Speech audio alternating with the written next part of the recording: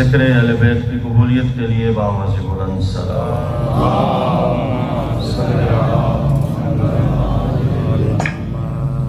بانیان کی حاجات کی برابری اور ان کے مرحومین کی بخشش درجات کی بلندی کے لیے بلند تر صلوات۔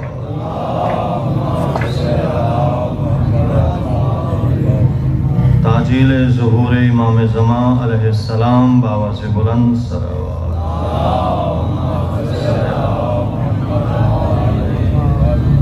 ماشاءاللہ لا حول ولا قوة الا باللہ العلی العظیم۔ رب اشرح لی صدری ویسر لی امری واحلل عقدۃ من لسانی یفقہوا قولی۔ اعوذ باللہ من الشیطان الرجیم۔ بسم اللہ الرحمن الرحیم۔ بلند صلوات۔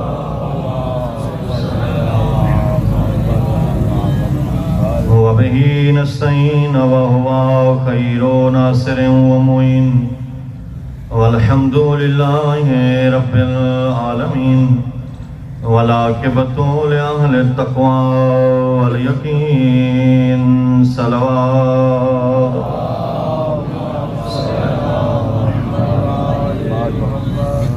الصلاة والسلام على أشرف الأنبياء والمرسلين سیدنا و نبینا و شفیع ذنوبنا و طبیب قلوبنا و مولانا ابی القاسم محمد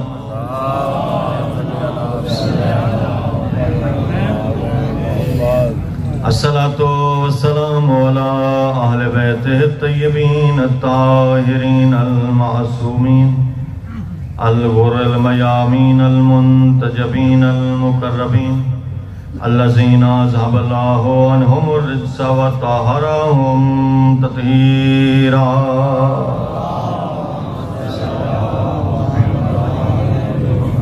ورحمۃ اللہ علی احبابہم واصحابہم وموالیہم وشیعتہم اجمعین ولعنۃ اللہ علی اعدائہم ملعونین من یوم عداوتہم الی ابد الآبدین۔ اما بعد فقد قال رسول اللہ صلی اللہ علیہ وآلہ وسلم من مات ولم یعرف امام زمانہ مات میتۃ جاہلیہ صلوات۔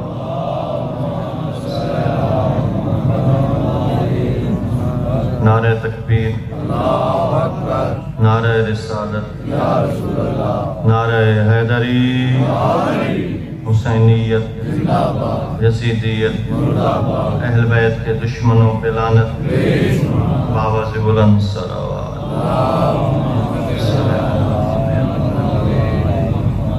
محترم و معزز سامعین، احباب دانش و احباب ایمان، حدیث سید الرسول کہ جس کو اپنوں نے بھی لکھا، غیروں نے بھی لکھا، سب نے اپنی اپنی کتب میں یہ ارشاد فرمایا کہ وحی سے دھلی ہوئی زبان سے ارشاد ہوا کہ جو مرے اور اپنے وقت کے امام کو نہ پہچانتا ہو، مرے اور وقت کے امام کی معرفت نہ رکھتا ہو، ماتا میتتن جاہلیہ، وہ جاہلیت کی موت مرا۔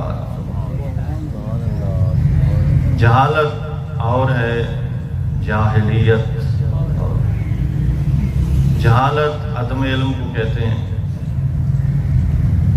نہ جاننے کو کہتے ہیں، لیکن جاہلیت کفر، نصرانیت اور یہودیت کو کہا جاتا ہے۔ اور حضرت فرما رہے ہیں کہ جو وقت کے امام کی معرفت کے بغیر مر گیا وہ جاہلیت کی موت مرا، اسلام پہ نہیں مرا۔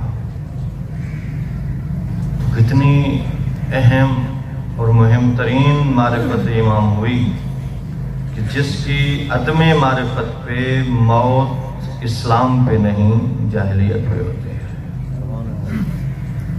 تو امامت اس حدیث کی روح سے بھی ایسی اسلام کے اندر عظیم ترین اور اعلیٰ ترین ہستیوں کے لیے یہ عظیم عہدہ الہی قرار پایا کہ جن کے اوپر عقیدہ رکھنا اصول دین میں سے اور واجبات میں سے ہے، اس کے بغیر گزارا نہیں ہے۔ ائمہ نار بھی ہیں اور ائمۃ الجنت بھی ہیں، جو جیسا امام مانے گا اسی کے ساتھ اس کا شمار ہوگا اور اسی کے ساتھ اٹھے گا۔ وقت کے حق کے امام کی معرفت انسان کو جاہلیت کی موت سے بچاتی ہے۔ اب وہ معرفت کتنی ہونی چاہیے کہ جس سے انسان جاہلیت کی موت سے بچے؟ معرفت فقط امام کے نام کو پہچان لینے سے کافی ہے، معرفت فقط امام کے نسب اور حسب کو پہچان لینا۔ جب ایک شخص نے یہ پوچھا تھا حضرت سے کہ حضرت میں نے آپ کے ایک بابا کی حدیث پڑھی ہے، کیا وہ حدیث ٹھیک ہے؟ فرمایا کیا پڑھا؟ سائل نے کہا کہ میں نے پڑھا ہے کہ جو بندہ قبر حسین کی زیارت پہ جائے گا اللہ اس زائر کو 7 مقبول حجوں کا ثواب عطا کرے۔ ایک زیارت پہ 7 مقبول حجوں کا ثواب، کیا یہ سرکار دو عالم کی حدیث صحیح ہے؟ چھٹے امام فرماتے ہیں ہاں میرے نانا کی حدیث صحیح ہے، فقط 7 نہیں، اگر اس کی زیارت قبول ہو گئی تو اللہ اسے 70 مقبول حجوں کا ثواب دے۔ 70 یعنی 85 سال جیے، ہر سال بلوغت کے بعد حج پہ جائے اور ہر سال حج قبول ہو، سبحان اللہ، اور مقابل میں ایک زیارت حسین۔ جو 7 پہ حیران تھا 70 پہ پریشان ہو گیا، کہتے ہیں مولا ایک زیارت پہ 70 مقبول حجوں کا ثواب۔ حضرت نے فرمایا 70 نہیں 700 مقبول حج۔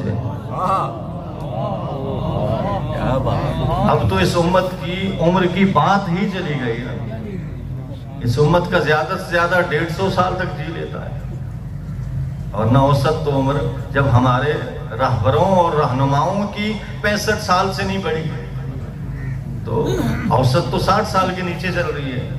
تو حضرت نے فرمایا 700 مقبول حجیں، ایک زیارت پہ 700 مقبول حجیں۔ حضرت نے فرمایا 7000 مقبول حج۔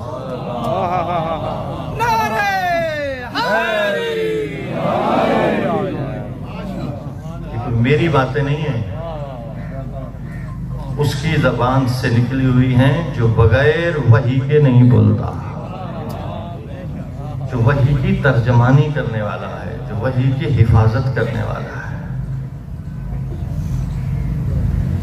7000 بڑا پریشان ہوا، مولا ایک زیارت پہ 7000 حج مقبولہ۔ مولا نے فرمایا 70000 مقبول حج زائر کو اللہ عطا کرے۔ حد ہو گئی بھائی، اب تو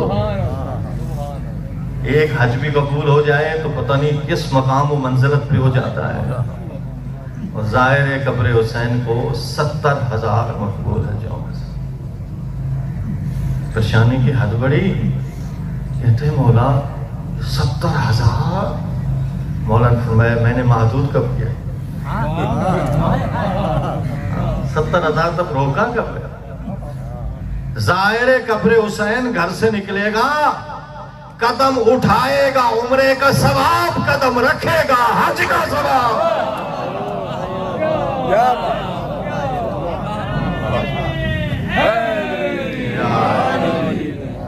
اللہ تمہیں لے جائے، تم عبد الحکیم سے چلو، کتنے قدم اٹھاؤ کربلا تک، کتنے قدم رکھو گے کوئی گن سکتا ہے؟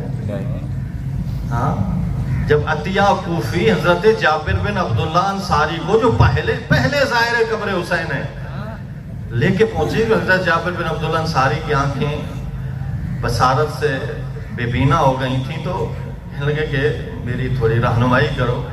تو عطیہ کوفی نے فرمایا کہ صحابی رسول اب آ گیا ہے کربلا، تو کہا پہلے مجھے نہر القمہ کے کنارے لے جا.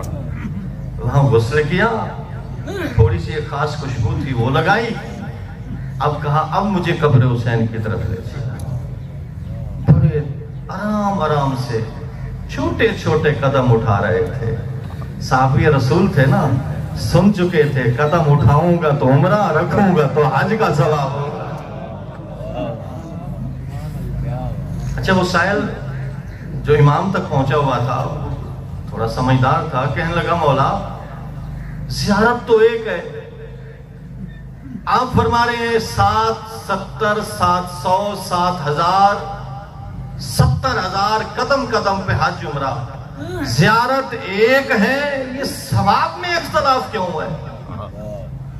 ابتدا سے ہی فرما دیا جاتا کہ قدم قدم پہ حج اور عمرہ. یہ 7 سے چلے آپ اور اس سٹیپ سے مجھے وہاں تک لے پہنچے. زیارت ایک ہے اور ثواب میں اختلاف نظر آ رہا ہے.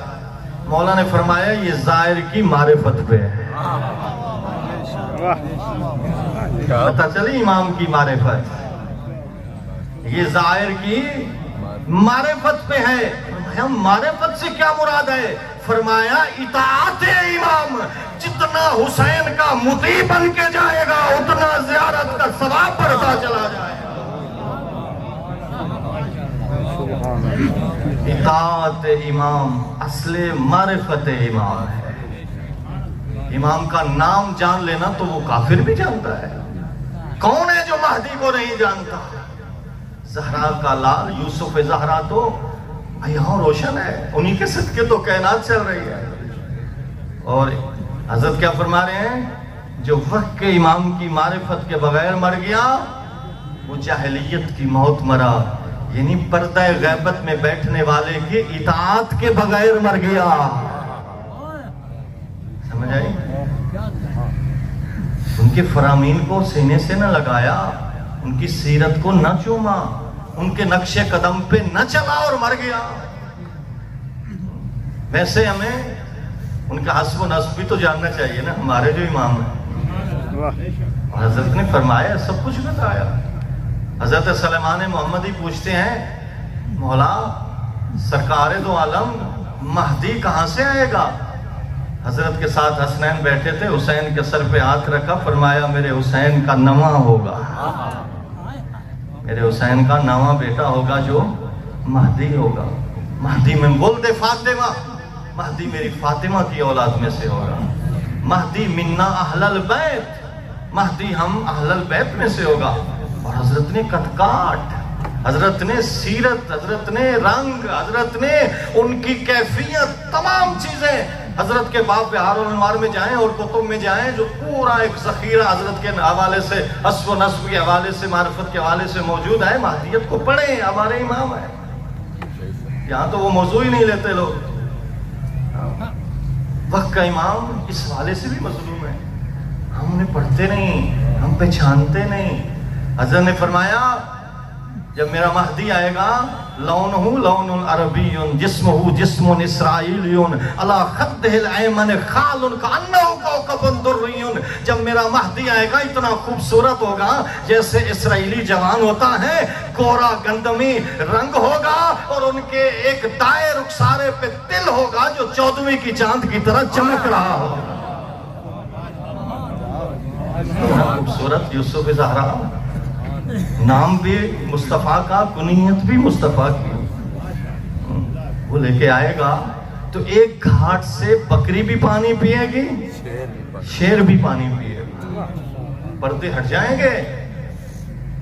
جہاں حضرت بیٹھے ہوں گے ہمیں دیکھ رہے ہوں گے، اب بھی دیکھتے ہیں، لیکن اس وقت اب حضرت ہمیں دیکھتے ہیں. جب حضرت آئیں گے ہم حضرت کو بھی دیکھ رہے ہوں. ہٹ جائیں گے یہ پردے اور یہ فاصلے کم سے کم ہوتے چلے جا رہے ہیں. ایک بٹن دباؤ इतना यूरोप दूर खड़ा है, समंदर पार अमेरिका की तस्वीरें आपके सामने आ जाती हैं।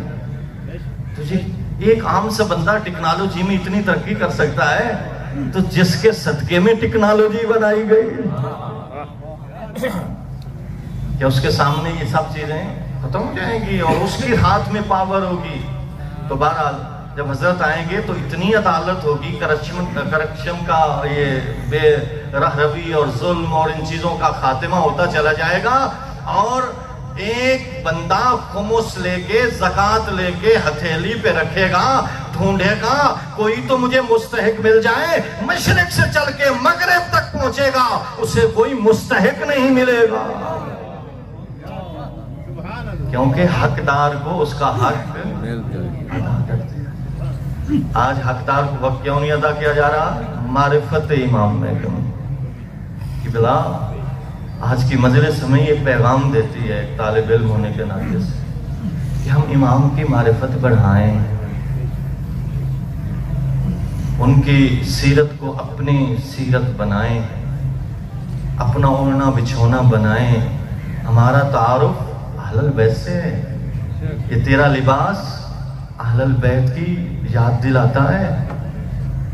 जब कहते रहे आओगे ना, फरमाया ये जो महमल है ना, इनसे ये पर्दे हटा दो, इन पे काली चादरें डाल दो, ताकि पता चले ये हुसैन का लुटा हुआ बचा हुआ काफिला जा रहा है। ये लिबास तो हमने वहां से लिया है। हाँ, तो फिर हम पहचान है उन हस्तियों की कि जिनके गम में हमने ये लिबास पहना हुआ होगा, तो फिर उनकी सीरत हमारे अंदर क्यों नहीं आनी चाहिए? तो मारिफत इमाम वक्त में हज़रत ने फरमाया माता बगैर वसीयतिन माता मीततन जाहिलिया। अब घबरा तो नहीं रहे? जो नहीं घबरा रहा, फ्रेश बैठा है, तवज्जो से सुन रहा है, ऊंची सलवात पढ़े।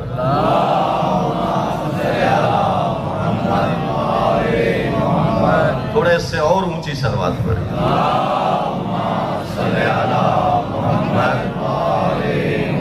सलवात तो सलवात है, ऐसा भी पढ़ी जाए तो सलवात है, कबूल भी होती है।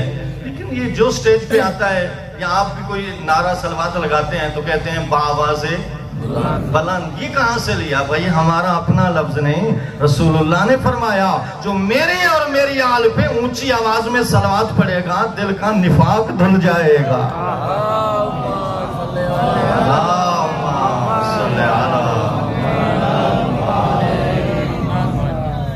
हज़रत ने फरमाया जो बगैर वसीयत के मर जाए वो जाहिलियत की मौत मरा।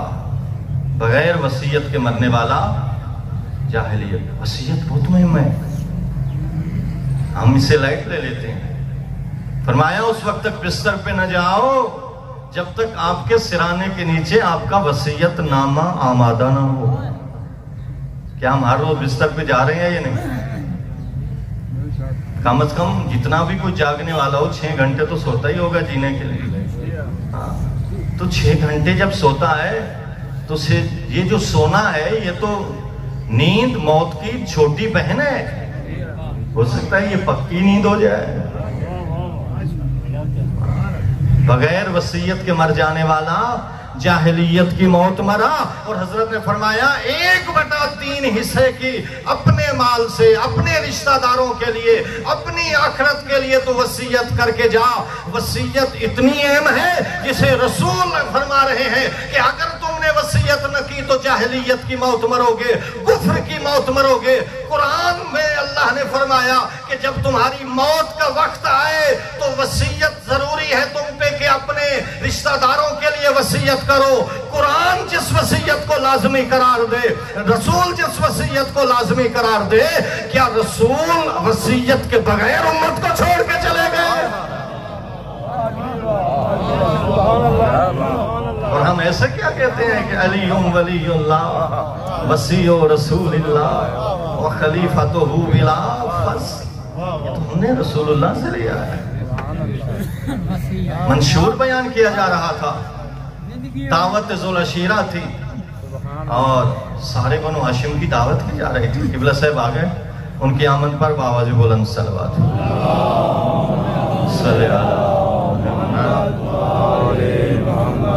सेहत सलामती सैयद आवाज़ बुलंद सलवात।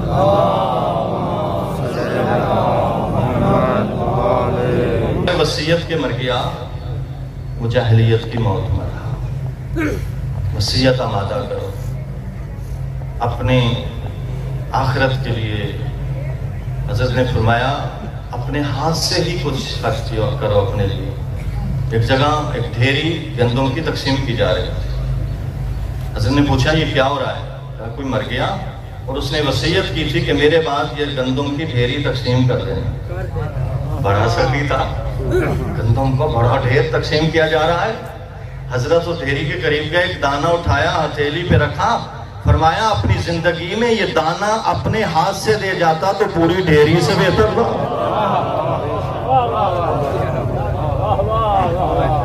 हम तो यही अक्सर सोचते हैं कि मेरा बच्चा मेरे लिए ये कर देना, भाई ये कर देना। भाई तुम अपने तो बनो, और तो बन जाएंगे आपके, बट तुम अपने तो बनो।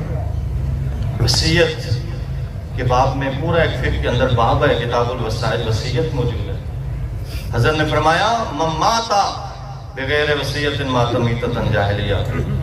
एक और मौत भी जाहिलियत की मौत है। हज़रत ने फरमाया मन शरबा मुस्किरन लम यक़बल अल्लाहु 40 सबाहा सलातन इन माता फीहा माता मीततन जाहिलिया। अगर कोई बंदा शराब पिए और शराब पीने के बाद 40 दिनों में मर जाए, वो जाहिलियत की मौत मरता है। 40 दिन के अंदर उसकी नमाज कबूल नहीं होती, मुंह पे मारी जाती है। शराब से पेट नजिस करके आ गया और मेरे दरबार में उसके लब कट सकते हैं, बट शराब से मस नहीं हो सकते जिनके दिल में उन बीवियों की मोहब्बत है जो शराबी के दरबार में आ गए। कौन पीता था शराब? शराब पीना यजीदियत का दूसरा नाम है। हज़रत ने फरमाया मम्माता या अली युक़बिज़ो का माता मीततन जाहिलिया। अली जो तुझसे बुग़्ज़ रखता हो और इसी बुग़्ज़ में जलता हुआ मर जाए, वो भी जाहिलियत की मौत मरा, वो भी कुफ्र पे मरा। एक और हज़रत ने फरमाया मम्माता व अनकर मिन वल्दी महदी माता मीततन जाहिलिया। जो मरे और मेरे बेटे महदी का इनकार करे, वो कहता रहे ला इलाहा इल्लल्लाह, पढ़ता रहे मोहम्मद रसूलुल्लाह, जाहिलियत की मौत मरेगा। महदी की पहचान करोगे। हज़रत ने फरमाया ला यदखुलुल जन्नता इल्ला अरफहु अरफू। कोई जन्नत में दाखिल नहीं हो सकता मगर वो दाखिल होगा जिसे हम पहचानते हो और वो हमें पहचानता। जन्नत का दाखिला इन हस्तियों की मारिफत से, और वो हस्तियां हमें भी पहचानती हैं। सूखे पत्ते ना बनो कि पहचान ही न हो, हवा के थपेड़े तुम्हें कहां से कहां ले चले। चटाने रासिक बन जाओ, पहचान से जियो, मुआशरे में पहचाने जाओ कि ये महदी वाला है, ये अली वाला है, ये हुसैन वाला है। वो पहचाने ये हमारा है और हम भी पहचाने कि ये हमारा है। दूसरा जुमला ने फरमाया, बस खत्म कर चुका, ला यदखुलुन नार इल्ला अनकरहुम व अनकरू। जहन्नम में कोई नहीं जाएगा मगर वो ही जाएगा जिसका हम इनकार कर देंगे। इससे हमारा कोई ताल्लुक नहीं। कुरान मजीद में एक आयत है ना कि लोग हसरत करेंगे, काश हमने रसूल से कोई रिश्ता जोड़ा होता। क़यामत के दिन कुछ हसरतें हैं जिन्हें कुरान नकल करता है, उनमें से एक हसरत यह है कि लैतनी, कोई आकाश हमने रसूल से कोई रिश्ता जोड़ा होता। उस वक्त मासूम फरमाते हैं शायद की तफसीर में कि जिसने अपने बच्चे का नाम हुसैन रख लिया उसने रसूल से रिश्ता जोड़ लिया। जिसने बच्चे का नाम अली रख लिया उसने रसूल से रिश्ता जोड़ा, उसने अजर रिसालत अदा कर दी। यही वजह है कि जब हजरत आए ना, कूफा के दरबार की रिवायत भी है, इब्न ज़ियाद इब्न मरजाना की और यजीद की भी है। जब हजरत यजीद के दरबार में पहुंचे तो यजीद लानती ने ये पूछा कि तुम कौन हो? हजरत ने फरमाया अली इब्नुल हुसैन। فرمایا میں علی ابن الحسین ہوں. تو یہ بنی امیہ کا اور ہر جابر اور ظالم بادشاہ کا عموماً یہ طریقہ رہا ہے کہ ظلم خود کرتے تھے اور جبر کے نظریوں کو پھیلا کے اللہ پہ سب کچھ ڈال دیتے تھے. اور آج تک یہ جبر کا ایک نظریہ پل رہا ہے اور چل رہا ہے کہ شرعی و خیری من اللہ، شر بھی اللہ کی طرف سے اور خیر بھی اللہ کی طرف سے. تو کہنے لگا علی ابن الحسین، اس کو تو اللہ نے کربلا میں مار دیا تھا، اللہ نے کربلا میں مار دیا. فرمایا وہ میرا بھائی علی الاکبر تھا جس کو لوگوں نے مارا، آپ نے مارا. میں علی ابن الحسین زین العابدین. تو پتہ کیا کہنے لگا؟ تنزیہ کہنے لگا کیا حسین کو علی کے علاوہ کوئی نام آتا ہی نہیں تھا؟ ہر بچے کا نام علی رکھ دیا. وہ تو سمجھ رہا تھا قیدی ہے اور میرے سامنے تو بڑے بڑے کانپتے ہیں، یہ قیدی کیسے بولے گا؟ لیکن پتہ نہیں تھا وقت کا امام ہے. حضرت نے فرمایا یزید سن، تو کہتا ہے نا میرے بابے نے ہر بچے کا نام علی رکھ دیا. تیرا بابا چاہتا تھا نام علی مٹانا، میرے بابے نے ہر بچے کا نام علی رکھ کے قیامت تک کے لیے علی کو روشن کر دیا، نام علی کو زندہ کر دیا.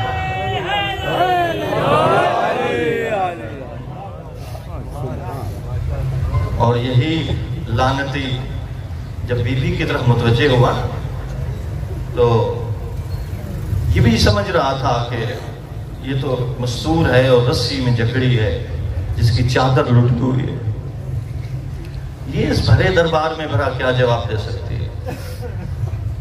لیکن حضرت نے جو جواب دیا اس سے اس کے ممبر کی اور اس کے تخت کی کوچیں ہل گئیں. حضرت نے جب بی بی نے فرمایا یا یزید کہ قیدک وسع سعیک واللہ لتمہو ذکرنا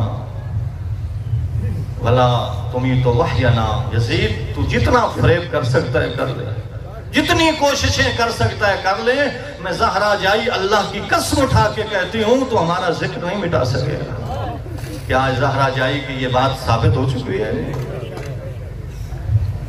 تو وحی کے تذکرے، تو قرآن کے تذکرے ختم نہیں کر سکے گا. اور اس میں تو سارے سفراء اور مختلف قسم کے لوگ آئے ہوئے تھے. جب بی بی کی کلام پورے دربار پہ اثر کرنے لگی تو اس نے بی بی کو چپ کرانے کا اور کوئی ذریعہ نہ سمجھا. اس کے ہاتھ میں ایک جام تھا شراب کا، شراب پیے اور جو شراب بچی تخت کی نچلی سیڑھی پہ مولا حسین کے سر میں ڈال دی اور فرمایا حسین یہ وہ شراب ہے جو تیرے نانے نے حرام کی تھی.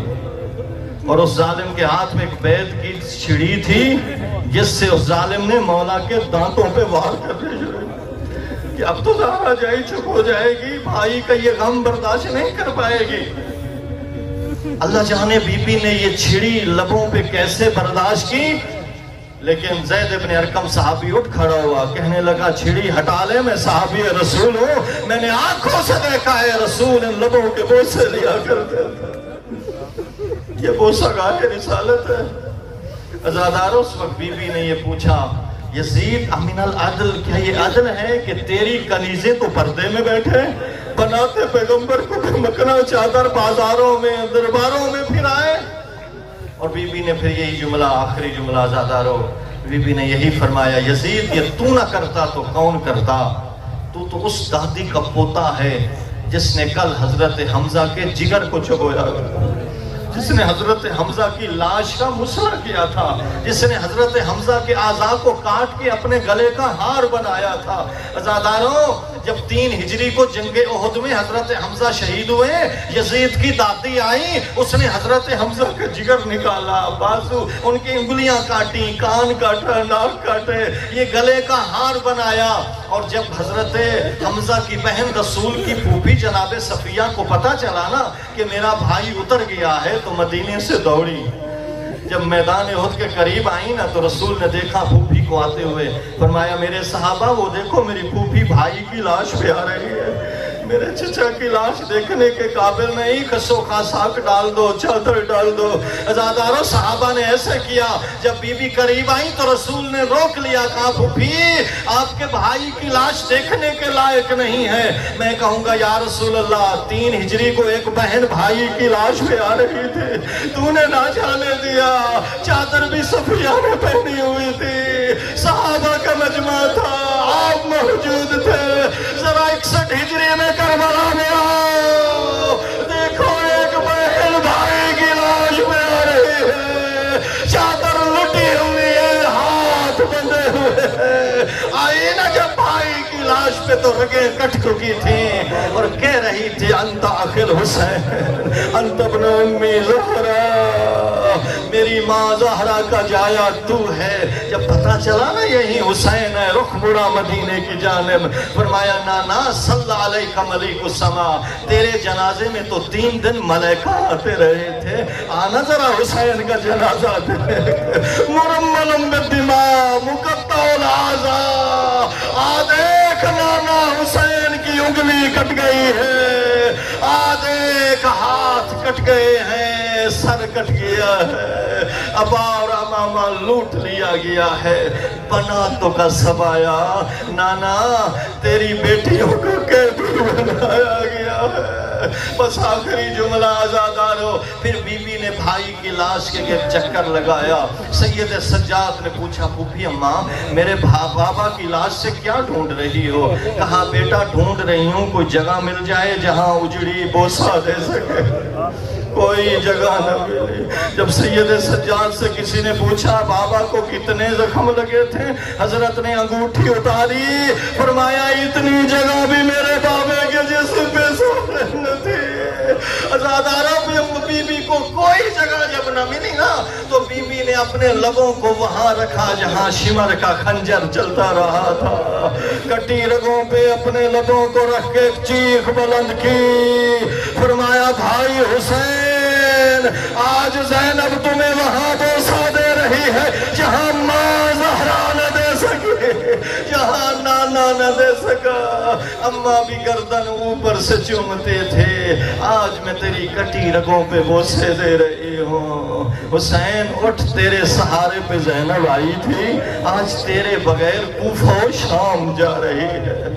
الا لعنت اللہ علی القوم الظالمین وسیعلم الذین ظلموا ایہم